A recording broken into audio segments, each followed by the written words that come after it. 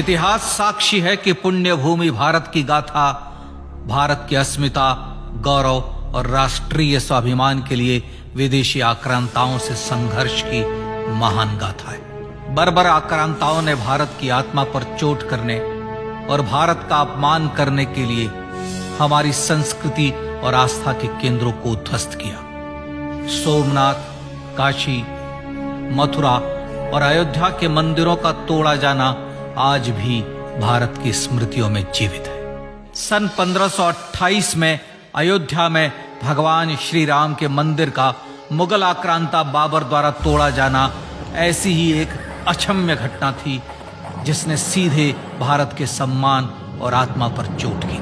कारण साफ था, अयोध्या के श्री राम के मंदिर पर आक्रमण भारत की आत्मा पर आक्रमण था। जहां हर भारतीय के रोम रोम में राम बसते हैं, वह भारत यह अपमान कैसे सहता। राम मंदिर पर आक्रमण भारत को आहत कर गया था। विदेशी हमलावर अपनी बर्बरता दिखाते गए और भारत अपने आत्मगौरव को फिर से पाने के लिए संघर्ष करता रहा। भारत रामलला के जन्म स्थान पर बाबर के नाम पर बने एक ढांचे को देखता और उसे हटाने का संकल्प लेकर शक्ति संजोया करता। हिंदू समाज आत्मसम्मान के रण में डटा रहा और लगातार हमलावरों द्वारा बनाए गए बाबरी ढांचे को हटाने के लिए लड़ता रहा। सरयू कई बार रक्त से लाल हुई। कभी स्थानीय शासकों ने तो कभी साधु संतों और राम भक्तों ने राम जन्मभूमि की मुक्ति के लिए अपने प्राणों की आहुति दी। 74 बार युद्ध हुए। हम कुछ मोर्चे हारे, पर रण जीतने का संकल्प कभी कम नहीं हुआ। हिंदू समाज तलवारों से रक्त रंजित हुआ, पर उसने हार नहीं मानी। उसका संकल्प अजेय था। 15 अगस्त 1947 को देश की आजादी के साथ सैकड़ों सालों से चले आ रहे इस संघर्ष में नई ऊर्जा और एक नया मोड़ आया। अचानक 23 दिसंबर 1949 को बाबरी ढांचे में श्री राम लला प्रकट हुए। हजारों राम भक्त दर्शन के लिए उमड़ पड़े। तत्कालीन प्रधानमंत्री पंडित जवाहरलाल नेहरू ने उत्तर प्रदेश सरकार को श्री राम लला को विवादित ढांचे से हटाने का आदेश दिया। उत्तर प्रदेश सरकार ने अयोध्या के कलेक्टर को यह काम दिया और यह निर्देश भी कि जरूरत पड़ने पर वे बल का प्रयोग भी करें। अयोध्या के कलेक्टर ने सरकार को उत्तर दिया कि यह नरसंहार के बिना संभव नहीं है और फिर भी वह ऐसा चाहती है तो किसी दूसरे कलेक्टर से यह काम करवा ले। परिणाम स्वरूप रामलला की मूर्ति वहीं विराजमान रही। विवादित ढांचे को बंद कर दिया गया। केवल पुजारी को सेवा अर्चना के लिए भीतर जाने की अनुमति थी। फिर भी राम भक्त विवादित ढांचे के बाहर से प्रभु श्री राम की आराधना करते रहे। भारत के हिंदू समाज के लिए चुनौतियां और बढ़ गई। मामला अदालत में गया। विपक्षी दलों द्वारा अदालत में भगवान श्री राम के अस्तित्व पर सवाल उठाए गए। उनके अयोध्या में ही जन्म लेने का प्रमाण मांगा गया। भारत का जनमानस अब आहत हो उठा था। आजाद भारत में भी हिंदू समाज को अपनी आस्था और श्रद्धा के लिए संघर्ष करना पड़ रहा था। चुनौतियों के इस समय में सन 1984 में विज्ञान भवन दिल्ली में विश्व हिंदू परिषद ने धर्म संसद का आयोजन किया। इस संसद में देश भर के संतों ने राम जन्मभूमि की मुक्ति के लिए आह्वान किया और राम जन्मभूमि मुक्ति यज्ञ समिति का गठन किया। धर्म संसद ने राम जन्मभूमि की मुक्ति और वहां भगवान श्री राम के भव्य मंदिर बनाने के भारत के जनमानस के संकल्प को फिर से दोहराया। विश्व हिंदू परिषद के नेतृत्व में मंदिर निर्माण के लिए पूरे देश में अभूतपूर्व आंदोलन की शुरुआत हुई। श्री राम जन्मस्थली मुक्ति यज्ञ समिति के साथ देश भर में राम जानकी की रथ यात्राएं निकली। राम लीलाओं में राम कथा के माध्यम से भारत का आम जन फिर से जुटा। अब सबके मन में एक ही प्रण था, एक ही लक्ष्य था। अयोध्या में जन्मभूमि पर भगवान श्री राम के भव्य मंदिर का निर्माण।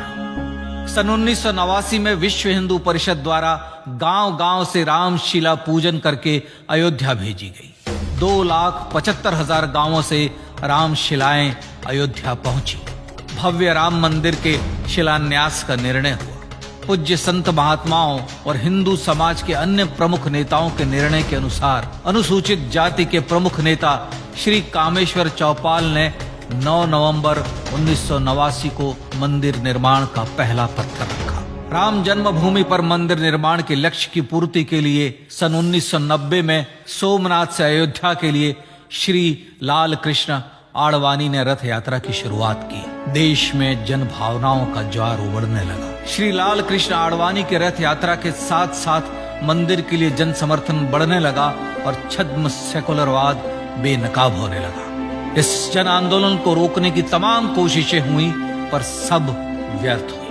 विश्व हिंदू परिषद ने देशवासियों से अयोध्या में जन्मभूमि पर मंदिर निर्माण के लिए 30 अक्टूबर और 1 नवंबर 1990 को कार सेवा का आह्वान किया। परिणाम स्वरूप लाखों राम भक्त कार सेवा के लिए देश के कोने कोने से अयोध्या आए। इससे देश की एकात्मता का विराट दर्शन हुआ। कार सेवकों को रोकने के लिए उत्तर प्रदेश के तत्कालीन मुख्यमंत्री श्री मुलायम सिंह यादव ने अयोध्या में परिंदे को भी पर न मारने देने की घोषणा की। स्थितियां गंभीर हो गई।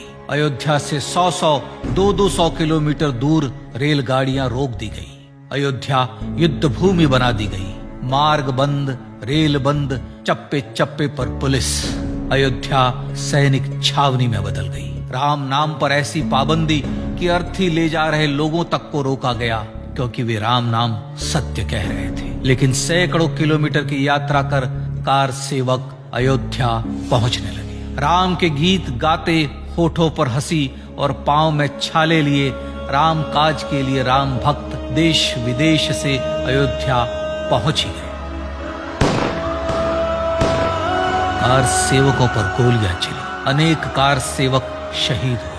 आजाद भारत में जन्मभूमि पर राम मंदिर के लिए कार सेवकों ने फिर एक बार अपना बलिदान दिया, पर कार सेवकों ने विवादित ढांचे पर भगवा फहरा ही दिया और इस तरह कार सेवा सफल हुई। श्री राम जन्मभूमि आंदोलन ने भारत की सुप्त आत्मा को झकझोर कर जगा दिया था। विश्व हिंदू परिषद ने फिर एक बार 6 दिसंबर 1992 को कार सेवा का आह्वान किया।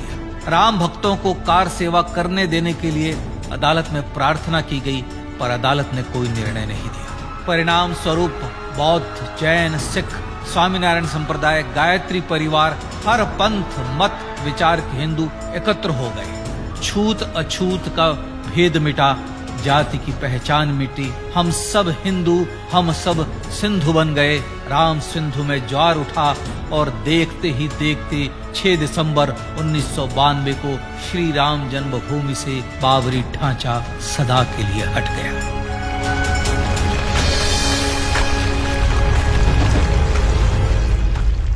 यह क्षण शौर्य, न्याय और सत्यमेव जयते का क्षण था। यह तो धर्मस्ततो जय का क्षण था। पर संघर्ष की गाथा यहां जाकर भी नहीं रुकी। छद्म सेकुलरवादियों द्वारा भारत और भगवान श्री राम के इतिहास को झुठलाने के लिए अदालतों में चुनौतियों का सिलसिला चलता रहा, जो 1950 से चल रहा था। हिंदू सिखों के बीच से गुजरते हुए भगवान श्री राम का दर्शन करने के लिए विवश थे। यह स्थिति थी आजाद भारत में श्री राम और राम भक्तों की। पर सत्य को तो जीतना ही था। आखिरकार देश के सर्वोच्च न्यायालय के 5 जजों की खंडपीठ ने 9 नवंबर 2019 को ऐतिहासिक निर्णय दिया और यह कहा कि अयोध्या जन्मभूमि परिसर की पूरी 67 एकड़ भूमि रामलला की। और न्यायालय ने भारत सरकार को जन्मभूमि पर मंदिर बनाने के लिए एक ट्रस्ट बनाने का आदेश दिया।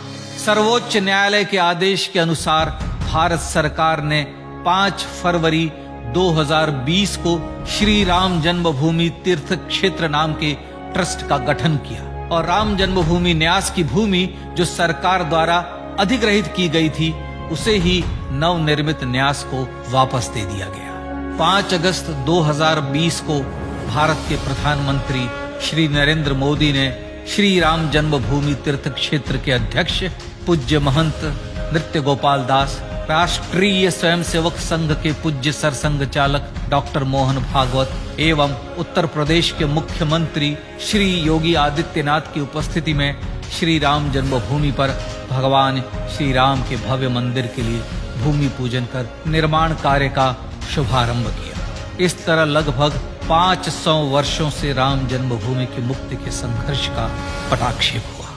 अपने आत्मसम्मान और राष्ट्रीय अस्मिता के लिए इतना लंबा संघर्ष विश्व के इतिहास में बेजोड़ है। श्री राम भारत की आत्मा, भारत की परिभाषा, हमारे राष्ट्रीय आदर्शों और जीवन मूल्यों के प्रतिनिधि मर्यादा पुरुषोत्तम हैं, जो हर हिंदू के होठों पर जन्म से मृत्यु तक रहे, बस यही हर हृदय में प्रार्थना होती है।